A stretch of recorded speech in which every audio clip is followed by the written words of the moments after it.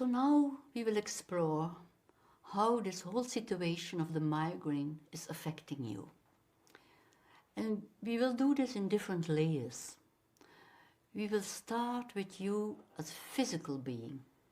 So you can take a little bit time and ask yourself inside, how is this migraine affecting me in my physical way of being?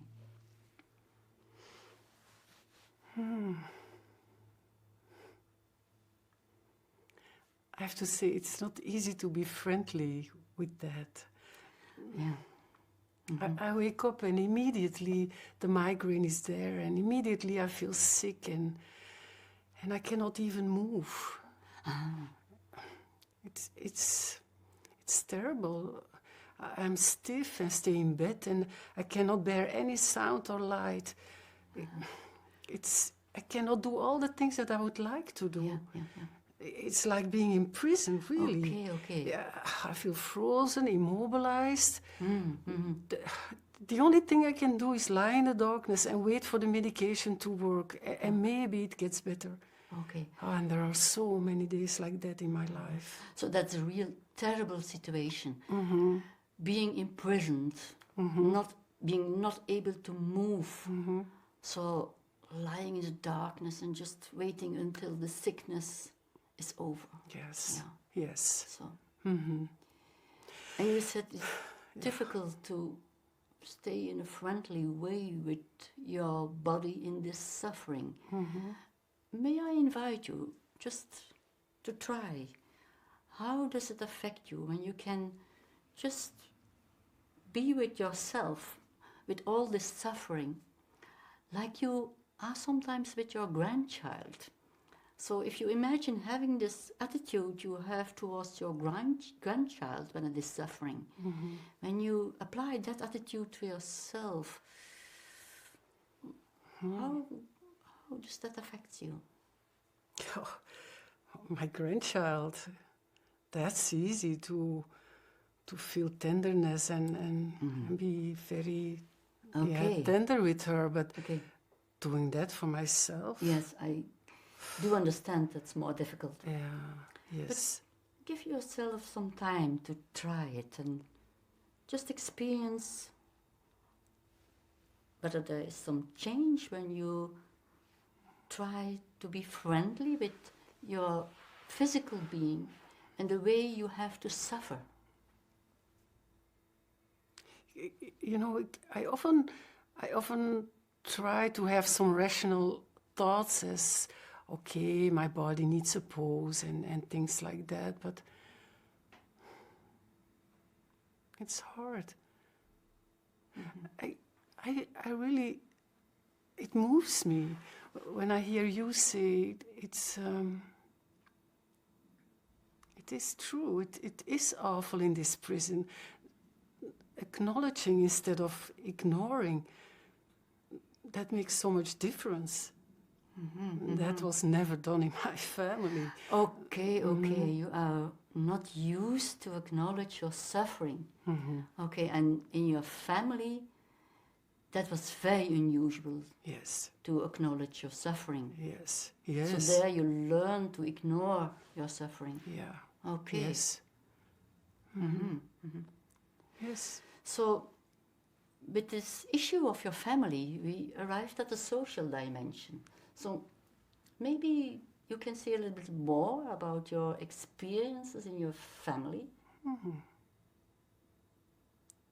And how was that related to your migraine in some way?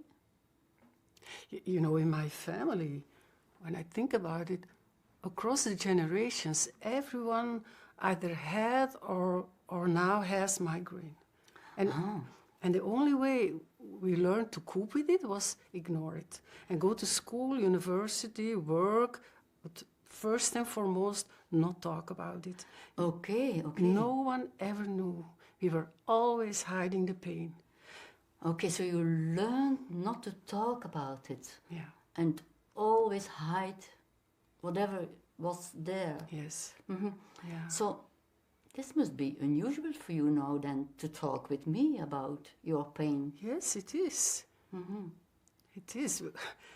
When I'm talking about it, as I do now, there are always these old voices in my head telling me, but don't make it bigger than it is. All people have something that they suffer from. Yes. Of course, that's true. All people have something they suffer from. But that doesn't mean that it's not all right to talk about it. For me, talking about your suffering is more like a way of being friendly towards yourself, and recognizing your suffering can be a way to improve your well-being. So I just wonder how it is for you now that you can feel it's okay to recognize it. Yeah, it's sad. Sad. Yes. Okay. Yeah. It's sad, and I'm really not used to talk about these things, and and I also feel shame. Okay. So with these feelings of sadness, shame, we arrive in the personal dimensions. So I was wondering, your personal feelings around this whole situation of the migraine. You mentioned already your sadness, your shame. Are there more of your personal feelings that are connected to this situation of the migraine?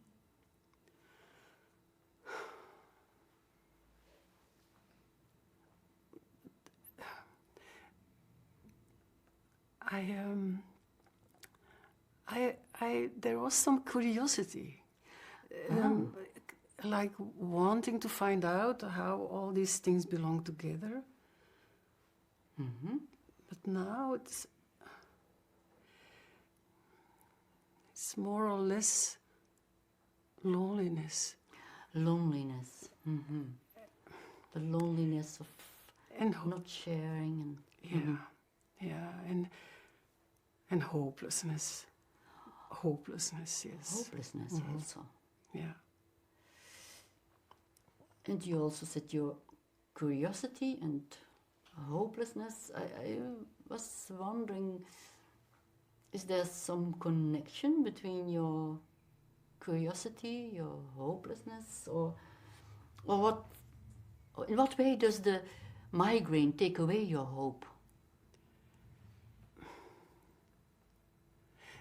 You know, I always hope for something from the outside to come and take away the pain, or that it just simply will go away overnight. Of course, you hope that there is something that can help you and that it will stop the suffering. Yeah.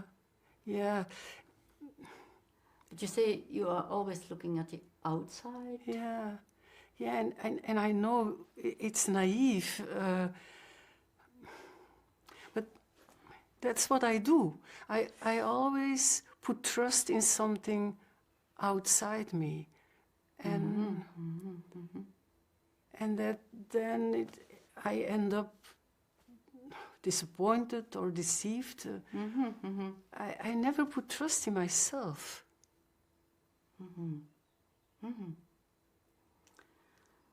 So you discover how you trust the outside and are hoping for medication or other solutions, but trusting in yourself, that's difficult. I wonder, what could help you to really trust? You are looking as if this is a strange question. Yeah, my first idea is I don't know. Okay. I really don't know. Okay, but it's good to take your time and ask inside. There, in your wiser self, there is sometimes some sense of what you trust at a deeper level?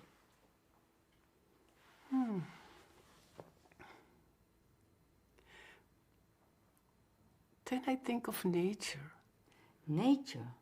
Yes, like trusting that the seasons in nature have an order. Like it's easy to trust that after the winter, the spring will come. So you experience an order in nature that is bigger than your life. Okay. And that's something you trust. I was wondering, is that related to your hope? Well, it goes together with the question, where is my place in all this? So, when I stay with the order of life, what could come for me now in the autumn of my life? Oh, that's a nice question. What could come for you now in the autumn of your life? Yeah. Yeah. As if that opens up some new perspective, or... Yes, it's like a relief. It opens up a new approach to hope for me. Okay. Like confidence in nature and belonging to a bigger order. So if you take now a little bit more time to feel, how does that affect you when you just think of this order in nature and an order that's bigger than you, but at the same time you seem to be part of that order in nature. So how does that affect you? It fills me up with peace. Peace. You can feel peace in that. Yes. Yes. That's an important spiritual emotion. So we arrived in the spiritual dimension very naturally. Yes. Thank you for sharing and for opening up yourself to this new experience and giving yourself this new perspective that is very different from where you started by being imprisoned. Yes, it was. It is. It is. And thank you for this meeting. It really was meaningful and important to me to let a little bit of my feelings, allow it to be seen and to be witnessed. I see. Yes. I see. Thank you. Because that was very different from what you have always experienced in the past. Yes, indeed. It is. Thank you very much. You're welcome.